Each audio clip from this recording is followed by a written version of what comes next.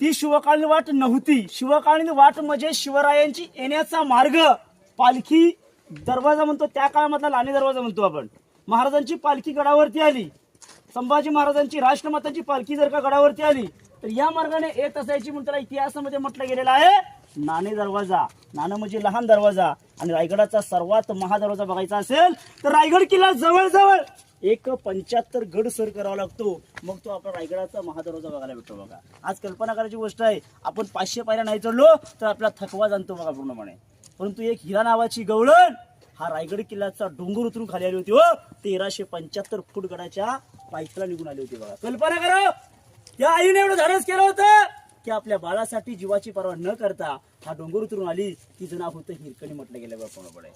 रायगड किल्ल्याचा असणारा पश्चिमेचा कडा त्याला इतिहासामध्ये म्हटलं गेलेलं आहे हिरकणीचं कड म्हटलं गेलंय. बघा, आपल्या समोरच एक आपल्याला आजही एक इलेक्ट्रिक पोल बघायला भेटतो आणि त्या इलेक्ट्रिकच्या पोलासमोर एक समोर ताशू डोंगर बघायला भेटतो. ती आईने एक आठवण म्हणून एका बाळासाठी त्या ठिकाणी महाराजाने एक पूर्ण डोंगर तासून घेतला, त्याच्यावरती बुरुज बांधला गेला.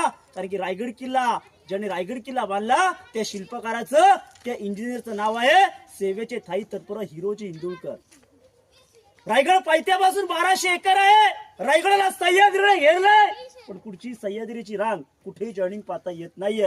हा पूर्णपणे स्वतंत्र डोंगर बघायला भेटतो. आपण येतो हीच फक्त पाऊलवाट, बाकी चारी बाजूने डोंगर ताशी बघायला भेटतो. गडाच्या पायथ्याला आपण उभे होतो तेव्हा मग सांगितलं की रायगड फक्त डोंगर सारखा दिसतो, कारण की रायगडाचे कुठची तरबंद भिंत बघायला भेटत नाहीये. तुम्ही किल्ले बघा, अनेक महाराष्ट्रातले किल्ले हे खालून दिसतात.